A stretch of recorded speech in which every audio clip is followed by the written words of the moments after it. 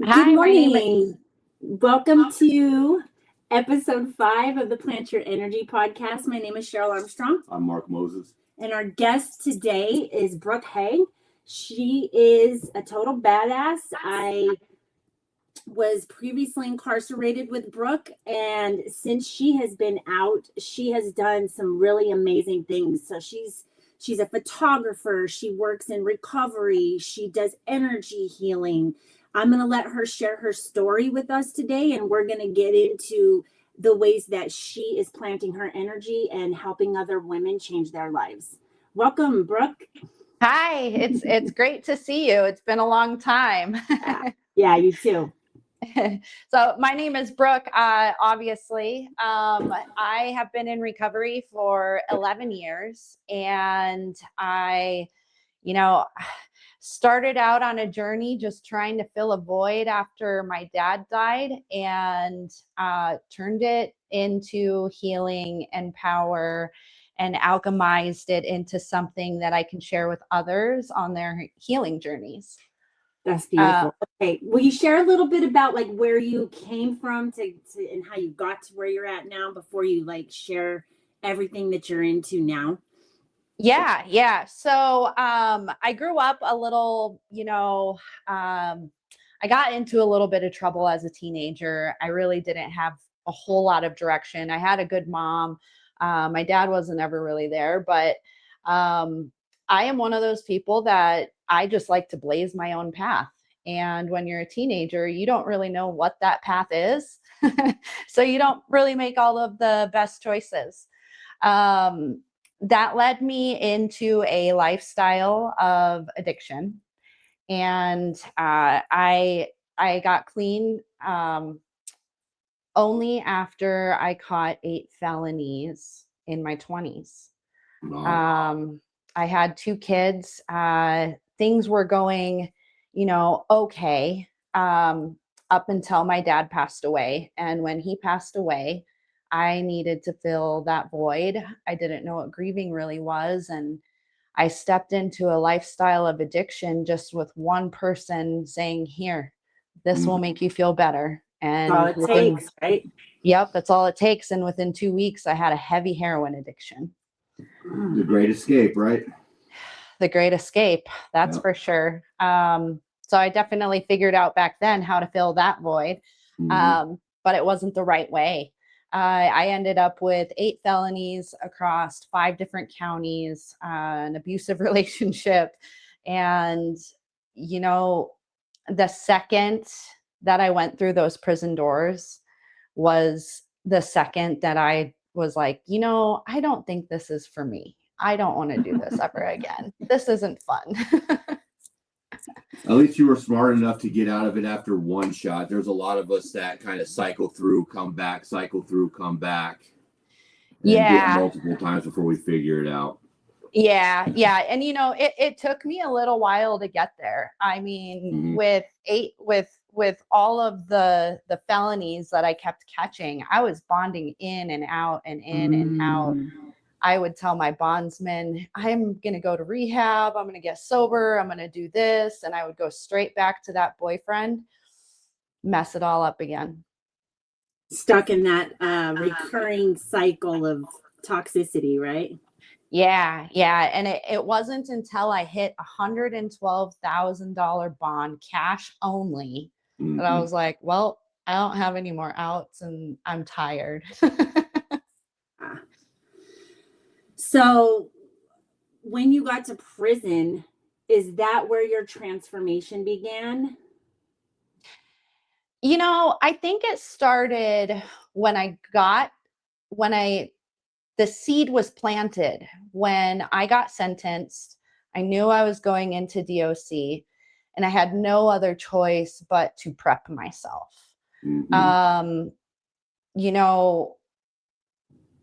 I would sit in my bed in my cell waiting for the prison bus to come and get me. And I was thinking, I'm an Aquarius and I'm adaptable. So this is something I'm going to adapt to, and I'm going to change from it. not really knowing what I was going into. I was like, all right. Well, I'm going to change my life. I'm going to work on myself. Some of the girls would tell me they have classes you can take. So I'm thinking, maybe I'll go to college and get through my time, just keep my head down, hat down, and just focus on me. And then I went through those doors. I spent about a month in D-Dub, and they transferred me over to La Vista. Once they transferred me over to La Vista, that's where I really began my transformation. I decided to come off of all of the medications that they like to put you on. And I started doing yoga. I was reading a lot of self-help books, a lot of Brene Brown. I've read every single one of her books, and I'm talking read, highlight, think on it. How am I going to change my life based on this? And it helped me immensely. When I started doing the yoga in prison, I actually was just doing it by myself. And slowly the girls I would have like one or two come join me, and then another couple come join me. And by the time I was done with my sentence, sometimes I had a group of 20 girls in the gym doing yoga with me. So you're how the yoga class started. Yeah. I never knew that.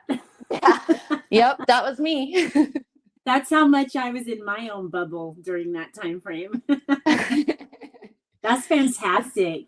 So your story includes addiction, navigating the system, divorce, surviving a suicide attempt. Looking back now, what was the turning point that made you believe that a different life was possible? Oof. Honestly,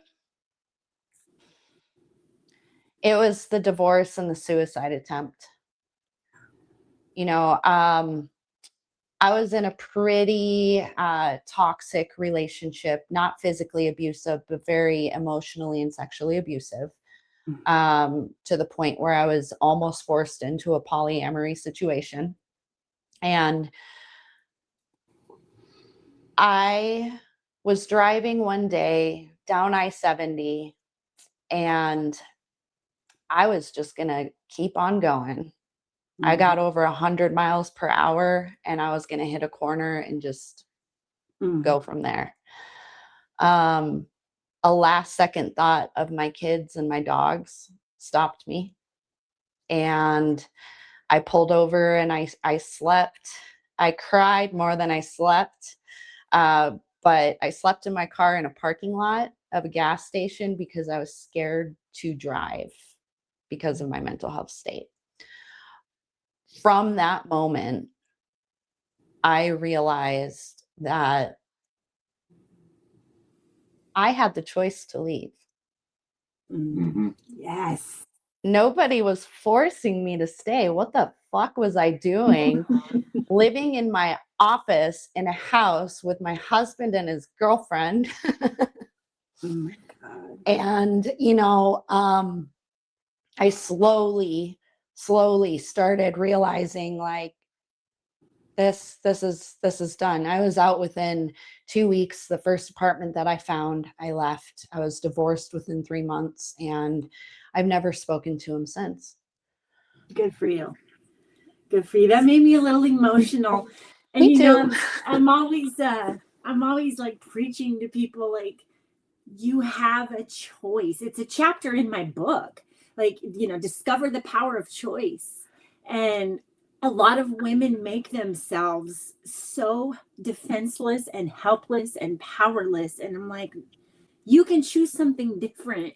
Even if that means you have nothing, even if that means you start over and you have to fight for everything that you get, you still have the choice. You're just not choosing it. And so that says everything about you, that you had the inner strength to make that choice and to finally free yourself from that toxicity. Yeah. And what I've realized is the second that we realize we have a choice, that is the second that we stop victimizing ourselves, where we can step into something and say, or step out of something and say, you know what? I have the choice and I have the power to do what I want with my life and with where I'm going. And I'm not going to be a victim of my circumstances. I'm not going to be a victim of what I've put myself through and what I've chosen to stay in. And there's so much power in that. And the second that you can shift your mindset from that victimhood into, okay, I'm going into this with nothing, but what can I build? Yes. Is gold. And I think that those are the best and most powerful and beautiful stories. The people that hit rock bottom like that. And that's, you know, one of the motivating factors behind us wanting to do the podcast is so people can hear stories like yours, because it's just inspiring to know that you can go through so much negativity and trauma in your life and come back from it. And this girl is living a beautiful life now. And I'll let you get into all that as we, you know, get through this. But I want to ask you this. There's a lot of people in recovery. They're feeling stuck in shame. They feel like they're defined by their past. How did you begin to separate your identity from the mistakes and challenges that you'd experienced? You know, I'm going to answer this with a reel that I saw one day. It was an 11-year-old kid, and he said, the past only exists because it's in your brain. Mm-hmm. It's not still physically there. So when we're stuck in shame, when we're stuck in this fight, flight, freeze, fawn mode with our nervous system, that shame stays within our body. Once we can realize that the past and the situations that we've been through are literally just in our mind and stored in our body in different areas, and you learn how to, I guess, work out the kinks and learn to tell yourself, like, you're safe now, you're okay now. It's a game changer with shame. It's a game changer. The other part of that in my world is I've done shameful things. Yes. I have a lot of trauma. Yes. But that is in the past, and the past lives in my mind. But I now don't do anything that's going to cause me more shame. I don't do things that are going to cause me to feel guilty. And that's how I got myself out of that loop. That's beautiful. So you talk about helping women transform limiting beliefs into power, into passion, into their purpose, right? What are some of the most common limiting beliefs that you see in the women that you work with? Ooh, yeah. The most common is I'm not good enough. Mm-hmm. I'm not good enough because there's someone along the line, whether it was when they were growing up, a relationship that they were in, made them feel like they were not good enough. Mm-hmm. And it carries into our lives and becomes a block in everything we do. And that's a huge thing with imposter syndrome.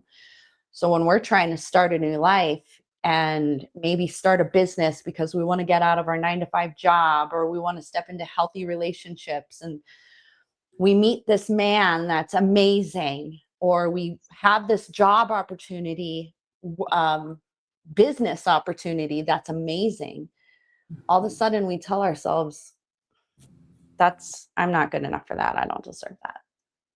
And what do? We stay stuck. And so one thing that I teach women is how to break that cycle, step out of that negative limiting belief and into their power and purpose by just doing it. So let's get into, since you stepped out of La Vista, what year did you get out? 2017. Okay. So what has your journey looked like? How has it evolved since you have been out? Excuse me. So when I got out of La Vista, I went into ACRC, and It's a halfway house for people that aren't from Colorado. yeah, oh yes, ACRC is a halfway house. I just really worked my program through there. Through my whole journey, even going into the halfway house, I still didn't I knew what I wanted to do with my life and I knew where I wanted to go, but it didn't resonate. It didn't resonate because I was still stuck in that I'm not good enough loop. So when I left the halfway house, I was doing really good. I got my own place. I was doing IT. I freelanced IT for 8 years after I got out of prison, and I made really good money doing it. I never really felt fulfilled. Maybe about a year after I got out of the halfway house, I stepped into a relationship and became extremely codependent, and that became my purpose. Up until about 2022 is where I really transformed into my purpose and who I was meant to be. So after I got out of prison in the halfway house, La Vista, all of that, it still took a while. I was in recovery. I was clean, but it still took a while to figure out who is Brooke. So tell me about how you've gotten into, you work for a place called NAS Recovery. Yes, NAS Recovery. Yep. Is it NAS Recovery Solutions? Yep, NAS Recovery Solutions. So I follow you guys on TikTok. Do you post their content? Yes, I do. It's amazing. Thank you. Yes, I do all of the, so for NAS, I'm a peer coach, but I'm also the director of public relations and social media manager. So I handle all of our social media platforms, and yeah, it's fun. I love it. How did you get connected with that job? So a friend of mine actually, she worked with them, and she had been telling me for years, you need to coach, you need to tell your story, you would be a really good coach. And it took a very long time for me to actually get out and do it. And one day I listened to her and I quit I quit IT cold turkey. Because workaholic. And I stepped fully into coaching, and it's been my life for almost 2 years now, and I won't ever go back to IT. I won't go back to what I used to do. That's because you're giving back now, so people are getting something from you. That's where you get your fulfillment from. It's cool to get the bag, but you're not getting nothing back out of that unless you're giving something to help someone else. Yeah. It's one of the biggest ways that I fill my cup is helping other people, doing social media content that's completely unhinged, but it's going to make people think, and having people reach out and be like, can you help me with this? What do you think about this? And having those conversations and being out in the community, like, that is everything to me. That is worth more than money to me. I got to tell you this. I don't usually say things like this to many people, but I see all of your social media content, and I'm like, this is a person that if I was in Colorado still, I would be going out of my way to be hanging out with you, to be in the presence of your energy. I think it's really powerful. I think it's really beautiful. And I think it's really rare. And so I just want to, commend you on all the work that you've done to be standing where you're at right now. because I think that you're a very impressive woman who's doing a lot of things to help a lot of people. And I'm a fan, man. And I don't ever say that about people. I think that you're a really great person. I'm proud of you. Thank you. You too. Thank you. You too. I've been watching your journey and I'm like, this woman, she is a badass. She is in her power and purpose. Yeah. Still building, right? Like this is just the next layer of that. And you know, with Plant Your Energy, I really wanted to stop telling my story constantly. And I wanted to be the platform for other people to start sharing theirs. And that's kind of how we landed here. And I brought Mark in on it because I really think that he's a wonderful, wonderful person too. And he goes back into the prison. You know, he really goes above and beyond to help people that are coming out. He's going, as a matter of fact, when we're done here today, he's going up to New Freedom. I wish that you could see what New Freedom is all about in Arizona. It's a place I used to work. It's a reentry program. It's a 90-day program. And he goes up, one of his best friends runs the HVAC class there. And so he's going to go up and speak to them today. And so it's just like, I feel like all of us in our own unique ways are planting our energy. And I love having this platform for all of us to connect now, you know? Yeah, absolutely. And that is amazing. That's truly amazing. Yeah. So let's get into, you do photography. Like you're not sharing all the pieces of yourself here. You do photography, you're going and you're still teaching yoga. Like, tell me about all the side stuff that you're into and how you're kind of planting your energy and helping women. So I am a Jill of many trades. Obviously, I do photography.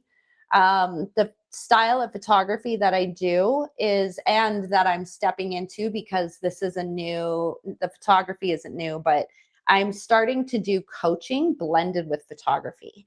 So when I have women book sessions with, when I have women book sessions with me, it's not just a photo shoot. It is a photo shoot that helps inspire them into becoming the woman that they want to be, the person that they want to be. I do get men that come in and they actually want help as well. Not too often, but every once in a while. So I do like the photography coaching blend. I'm an alternative healing practitioner and energy healer. So I help people alchemize their pain into purpose by doing energy work. I do tarot readings, oracle, all those things. And then I teach yoga. Right now I'm teaching yoga in ACRC, the halfway house, that I was in. So it was pretty great. The first day to go back in there and say, I'm teaching you all some yoga. Like, I don't know if you know what it means to me, but this is amazing that I'm here teaching you. Yeah. I actually, and also recently, I have not, you are the first person that I've told, I guess, and everybody else broadcasting. I was asked to join the Prison Yoga Project. I filled out my application recently, and I'm working on going through the process to start volunteering in the women's prisons in Colorado. And then eventually my goal is to be able to go to different states and teach yoga in the women's facilities. Oh, that's fantastic. Yeah. Yeah. Well, if you come down to Arizona, we'll definitely be teaming up for something. So absolutely. I would love it. Yeah. You have any questions for her? When it comes to going back into the prisons, obviously that's going to be a pretty good chapter for you. Just going back myself, I've noticed that you kind of get that anxiety when you're getting ready to step back in there, but it's kind of refreshing once you get there, because you get to kind of look back at where you came from. You get to help build someone up to look forward to something when they get out, but you're also resetting yourself to move forward. I think that's going to be amazing for you. Yeah. Thank you. Yeah. It took me it's taken me a long time to get myself to actually want to go back in to teach yoga. A couple people that have really inspired me, they own Redemption Road I Fitness. just told Mark about that this morning and what they're all about. Yeah. So they all, a couple of them, they're also coaches with NAS, and I watched their story and their journey and how they just go in and it's okay. And I'm like, you know what? If these guys can do it, I can do it. You can do it. I can do it. So I've been prepping myself, like imagining myself walking in to teach yoga and how it's not going to be that anxiety attack of, oh shit. It probably still will be that first 5 to 10 minutes, but I'm going to get through it because I have something I want to offer those girls. And I think it's a big deal. Absolutely, it is. I had a funny thought just now telling you about when I first went back into La Vista to teach the Plant Your Energy class. I had to go back out to my car 3 times because I had no idea what I was doing. First, they were like, well, I thought there'd be like a little locker to put stuff in. And it was the most bizarre thing. After, for those that don't know, I was in for 26 years and I spent 13 of those years at the prison that I walked back into. And so that first time I went back in real clothes, I can't even tell you the power of manifestation. I'm telling you, I had dreamt about this day for years when I was still inside. I used to think about, and I guess that's the little girl in me or something, like, ooh, I'm going to be wearing really amazing clothes and I'm going to look good because I'm free and I'm going to get to come in and I'm going to get to do something really powerful. And I made that happen. And it was such a moment walking through the parking lot. And then I get in there and I had to go back and take my keys. And then I had to take my phone. And then my license was in my phone case. So I had to go out a 3rd time to get my license. I was like, oh my God, I'm a mess. Yeah, well, that gives us kind of a firsthand look at what our families had to go through when they came to visit us, because we don't see that. We don't see the drive time, the preparation. We just see the hours that they're there and then they're gone and we're right back in our little isolated bubble. So it gives us an outside look at what our people had to go through. It really did. And my mom was had passed away by the time I was going in and doing that. And it was fresh. And so it was really emotional for me for a number of reasons. But I thought about her and how for 26 years that woman had to endure that. And she came to see me every single week for 22 of those years till she moved to Arizona. And it broke my heart, And then also just there were so many layers to it, right? Like seeing the staff that you knew when you were on the other side. And most of them were very friendly and receptive and like, hey, I'm proud of you. Look at what you're doing. There were a few that had that shitty vibe still. And I was just like, ugh, I'm so grateful for my freedom. I will never take a second for granted for the rest of my life. Yeah. It's really powerful going back in there. But then, just having that impact on the women. And I've mentioned before that I have had people that get out who've taken my class, reach back out and say, hey, you really had your class had an impact on me because I quit teaching it.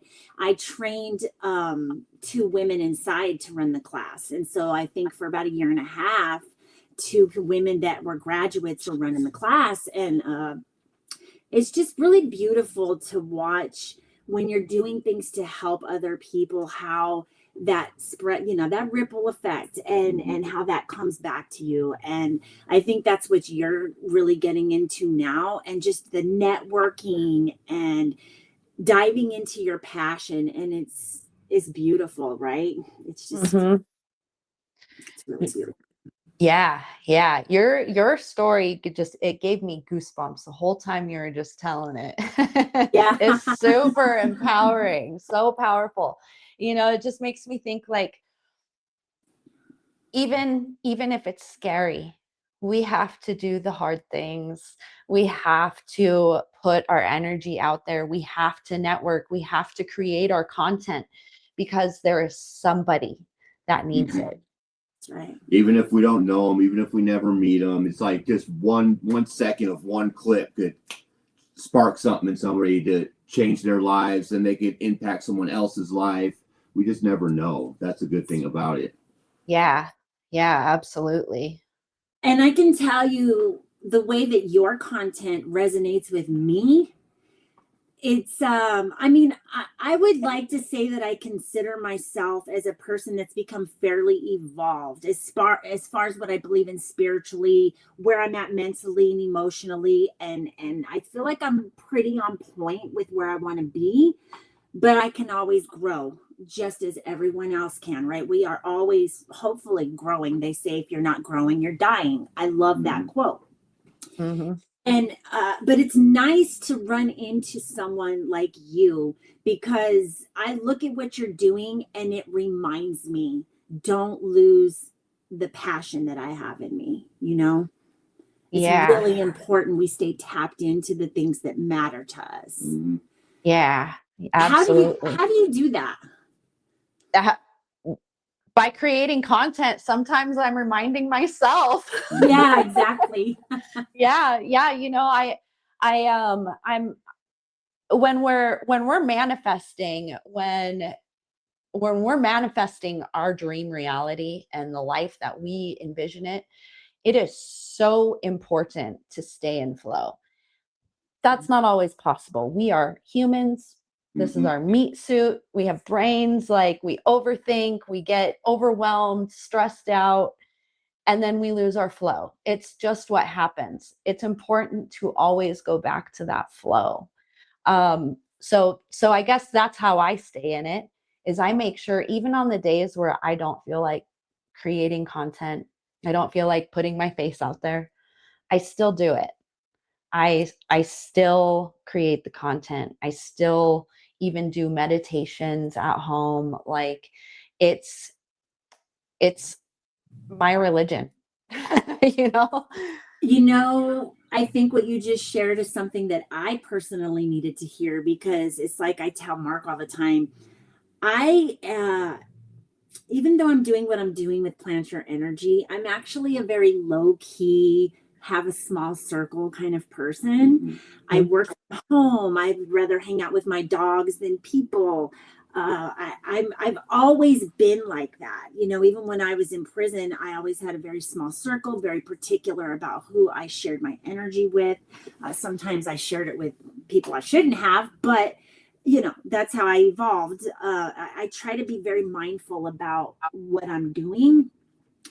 I do not feel comfortable putting my face on camera constantly. Like, I'm not the girl that wants to video myself in the car all day long and in the store and in the parking lot. And I'm like, oh my God, I don't want that to be my life. It's a little much for me, but I'm trying to break through that fear, insecurity, whatever you want to label it. I'm not really sure I just don't want to put myself out there constantly, but I know that I need to do more content, and watching you is kind of, you know, helping me think more about that and take a step closer Yeah. to a little bit more of that kind of stuff, you know. So I'll give you and everyone a little hack on energy when it comes to content creation. On those days where you don't feel like it. So actually let me backtrack. On those days where you do feel like creating content, where you do feel like putting your face in front of that camera, take your recordings, make a bunch of different clips, all of that. And then on the days that you don't feel like doing content or having your face in front of a camera and being present, those are the days that you take those recordings that you made and you put your words and your energy into it. And that's when you post it. I like that. Yeah. Yeah. Thank you for that. Yeah. It really helps you stay in flow for sure. Yeah. So you are kind of building your own brand too, right? I wanted to touch Yes. that. Tell us about that. So I own Soulcravt, and Soulcravt actually started as oddities and decor, but not your basic. All of my artwork is crafted from crystals, from bones. I do a lot of like skull painting. I turn skulls into lamps. But the point behind it is to turn something that was once dead into something beautiful, and to bring it back to life, and to infuse it with the energy that we need with the crystals. It's now evolved into coaching and photography as well. And my dream vision is to eventually have my own healing center, where we do all types of different energy work, well, just all around holistic wellness. Man, you're incredible. I love it. I absolutely love it. Thank you. What would you say to people that need to hear a hopeful message about their recovery, about being resilient? What would your message be to people that are struggling?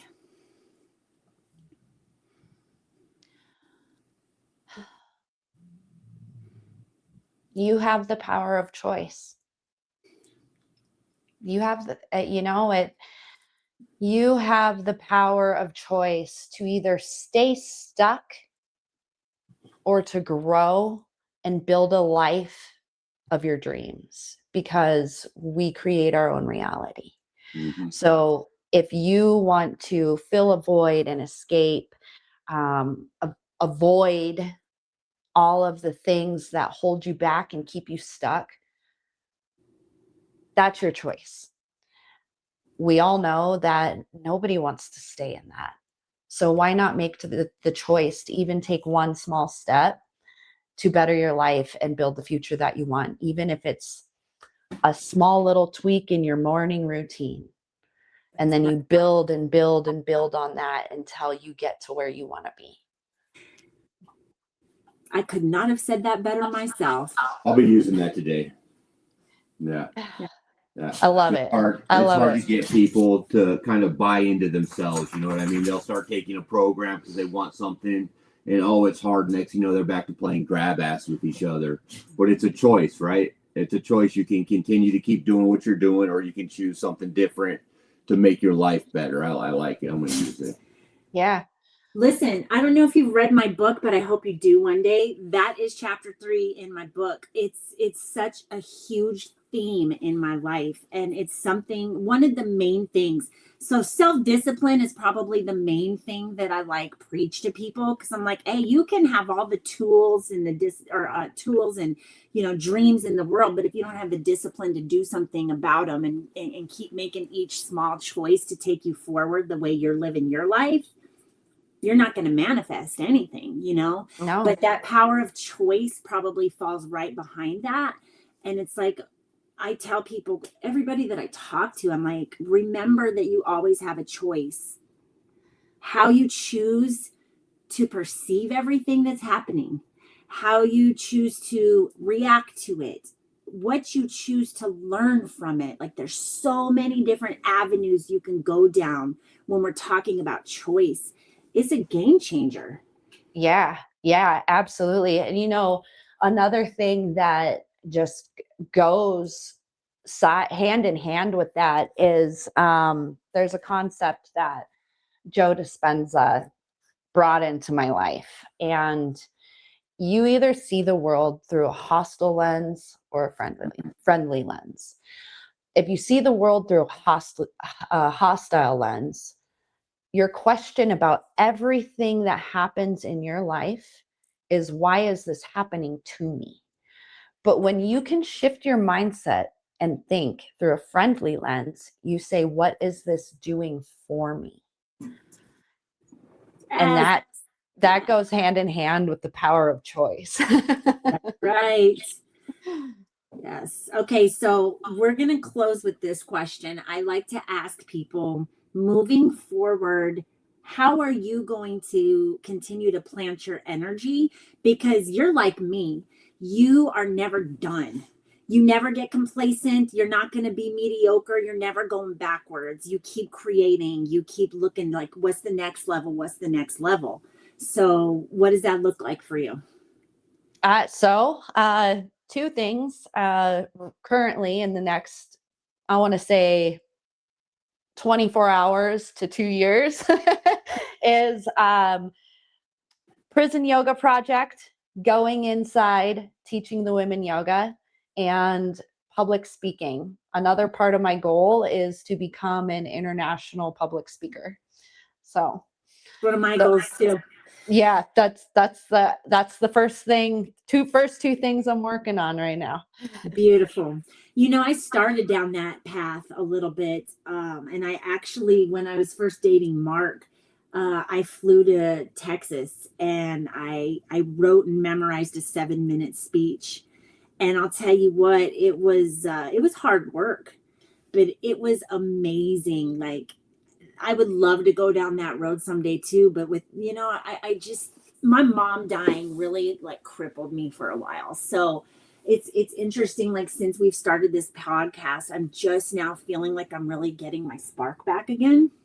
Okay. So I'm really, are you seeing that? Mm-hmm. Yeah. I'm just like so inspired, and I'm like, oh, I'm going to write a facilitator guide for my curriculum because I want to start having the ability to be able to reasonably priced wise selling my curriculum and training people like you to facilitate to classes of people, you know, what Plant Your Energy is, because it's a whole like intellectual framework at this point, and there's just so many directions it can go, and collaborating with people like you. And I have a lot of connections in Colorado. I just like, that's the dream for me.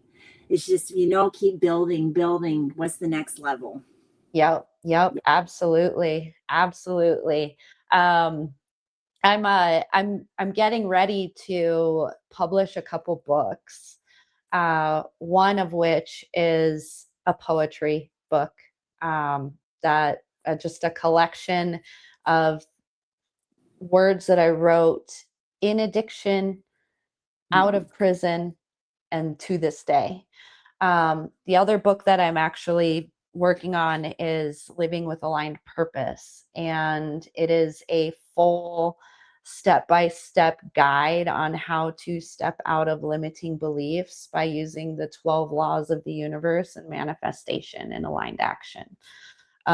So like, that would be really cool if we could do some type of collaboration with our curriculums and all of that. The possibilities are endless, and I'm going to go ahead and claim for us right now that that's going to come to fruition someday. Yes. Absolutely. Well, Brooke, you are an incredible human being, beautiful spirit. Thank you so much for gifting us with your time today. And yeah, we will definitely have to keep in touch. Okay.